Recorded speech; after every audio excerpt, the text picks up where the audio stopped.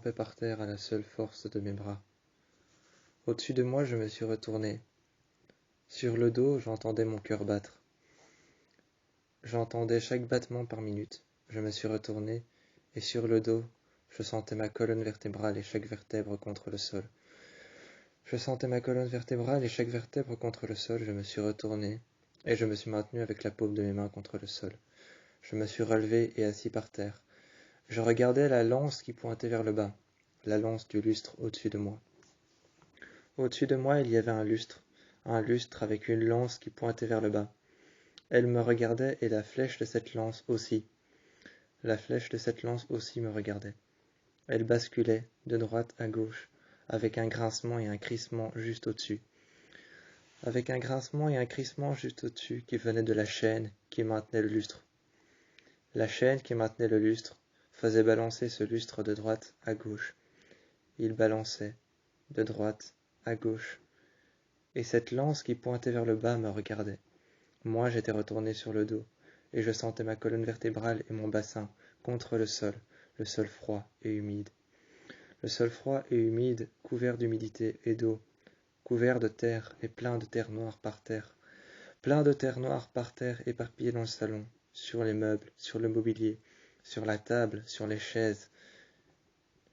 Dans le salon, sur la table, sur les chaises, sur le fauteuil, sur les coussins, plein de terre éparpillée par terre, de l'eau et de l'humidité qui coulent des murs, un plancher qui s'enfonce dans le sol, et de la terre ferme et humide. Je suis appuyé contre le sol, il est froid, humide, et je regarde par-delà les rideaux noirs en satin qui tombent jusque par terre, parfaitement mis à la bonne hauteur pour ne pas toucher le sol. Parfaitement mis à la bonne hauteur pour ne pas toucher le sol, ces rideaux noirs en satin qui ont été coupés et brodés, cousus pour ne pas toucher le sol, je les regarde. Je m'agrippe à un des rideaux, et je vois tomber alors la rampe. Je vois tomber la rampe de l'escalier. Je m'agrippe à un des rideaux, et je vois tomber la rampe en fer par terre. Le deuxième rideau tombe en même temps, et je m'agrippe au deuxième. Il se déchire, et je tombe par terre. J'essaye éperdument de ramper le long des escaliers, mais je n'y arrive pas, je n'ai plus assez de force dans mes bras. Je n'ai plus assez de force dans mes bras, plus assez de force dans mes jambes. Mes jambes et mon bassin sont beaucoup trop lourds. Mes pieds ne tiennent même plus debout et ne bougent même plus. Mes pieds ne bougent même plus, mes pieds n'arrivent plus à bouger. J'essaye pertinemment de me mettre par terre et de faire bouger mes pieds, en faisant partir mes articulations, d'avant en arrière et de gauche à droite. Je tiens mes orteils en main et je les fais partir de gauche à droite pour pouvoir récupérer la force que j'avais dans mes pieds. Je ne les ai plus, je sens qu'ils sont totalement vides et qu'il n'y a plus de force à l'intérieur. Je rampe éperdument avec mes mains juste sur les escaliers. J'essaye de franchir une marche et puis l'autre, mais je retombe en arrière. J'essaye de franchir une marche et puis l'autre. J'essaye de me lever et de m'agripper à la rampe, mais je n'y arrive pas. Je m'agrippe alors par terre, je m'agrippe à la rampe, aux escaliers. J'essaye de monter, mais je n'arrive pas à monter l'escalier. Je m'agrippe à la rampe, je n'arrive pas à me mettre debout. Mes jambes sont beaucoup trop faibles et beaucoup trop endommagées. Il y a plein de coupures, plein de bleus, plein de coups et plein de blessures. J'ai plein de bleus, plein de coupures, plein de coups et plein de blessures. Je regarde mes jambes, elles sont en trop mauvais état pour que je puisse me lever. Je m'agrippe alors à l'escalier. Je m'agrippe à l'escalier, je m'agrippe au mur, je m'agrippe à la 7e marche. Je m'agrippe à la 7e marche, je m'agrippe à la 8e, à la 9e. J'essaye de me maintenir debout par rapport à l'escalier qu'il y a juste en face de moi. Je me regarde dans l'escalier. Je n'arrive pas à me maintenir debout. Mes jambes sont beaucoup trop faibles. Ont été beaucoup trop touchées.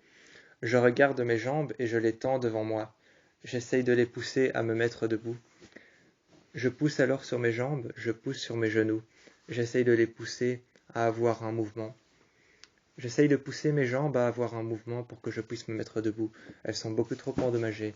Il y a beaucoup trop de bleus, de coups, de blessures et de coupures dessus. Je regarde mes jambes, je n'arrive pas à me lever. Je m'agrippe à un rideau, il se déchire. La rampe en fer qui maintient le rideau avec les anneaux en fer. La rampe en fer qui maintient les anneaux en fer avec les rideaux noirs accrochés dessus. Ces longs rideaux en satin qui n'atteignent même pas par terre parce qu'ils ont été parfaitement cousus à la bonne hauteur. Je les regarde. Il se déchire et alors la rampe en fer qui maintient les anneaux du rideau tombe avec. Le deuxième rideau auquel je me suis agrippé est tombé par terre.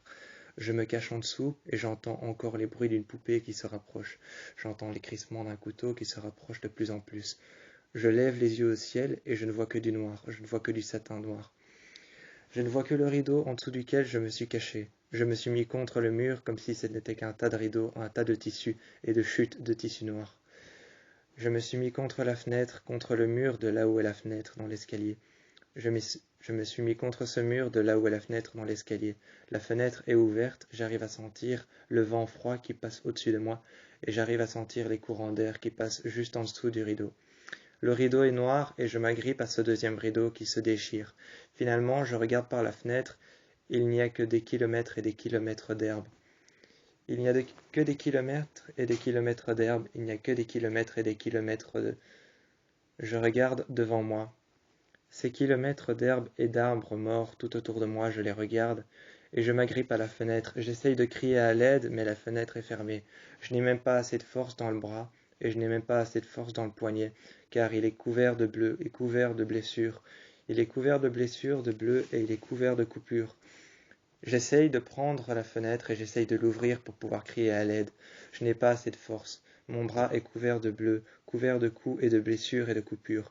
Je n'ai pas assez de force dans le bras ni même dans le poignet pour ouvrir la fenêtre. Je me laisse alors tomber dans les escaliers. J'atterris par terre et je me cache en dessous. Je me cache alors en dessous d'un rideau en satin noir. Une fois caché en dessous d'un rideau en satin noir, j'essaye de regarder au travers du satin noir, mais il est beaucoup trop noir, beaucoup trop sombre et beaucoup trop palpable. Il est beaucoup trop noir, beaucoup trop sombre, beaucoup trop palpable et beaucoup trop épais pour que je puisse voir au travers du tissu. Pour que je puisse voir au travers du tissu, je remarque qu'il est beaucoup trop épais, beaucoup trop palpable et qu'il est beaucoup trop noir pour que je puisse voir au travers. Je me redresse et je reste assis en dessous du tissu. Je reste assis en dessous du rideau et en dessous du tissu beaucoup trop épais pour que je puisse voir au travers. J'attends et j'entends des pas se rapprocher de moi. J'entends une petite voix qui signale qu'elle est là. J'entends une petite voix dire qu'elle est là, me signaler sa présence et me dire qu'elle est juste devant moi. J'entends un couteau tomber par terre et la lame qui crispe le sol et qui fait un grincement juste en face de moi.